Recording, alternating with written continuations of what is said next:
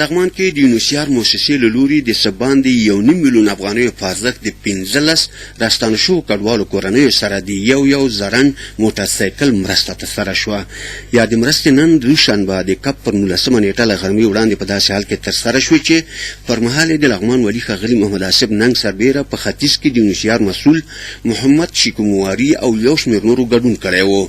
د کډوالو بیرته راستنېدونکو چارو رئیس انجینر شاکر الله شاکر د معلوماتو له مخې یا د مرستې د یوې شفافې او دقیقې سروې وروسته 15 مستحقو کورنیو سره ترسره کړې. موږ د یونیسیار په مالي همکارۍ او د بیس موسسې په تخنیکي همکارۍ باندې 15 راستنېدونکو کورنۍ ته هزاران موټرسایکلونه ورکړل چې دوی د خپل کورنۍ اقتصاد د تقویه لپاره او د حلال رزق لپاره دوی خپل کورنۍ ته کار وکړي.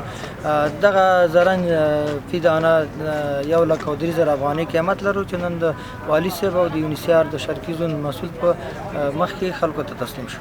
هغه ویل په دې مرسته کې 15 کورنیو ته یو زرن موټرسایکل ورکړل شو چې د فی زرن موټرسایکل قیمت 1,03,000 افغانۍ دی چې د ټولو زرن موټرسایکلونو مجموعي قیمت 1,545,000 افغانۍ کېږي.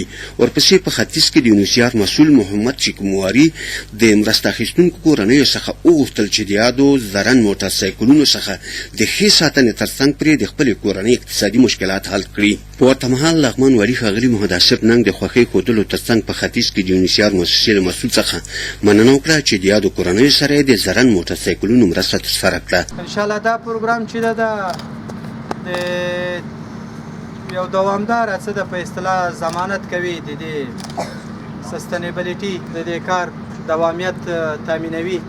نو حلاله ډوډۍ لپاره دا وسیله جوړېدل دا ډېر لوی کومک ده.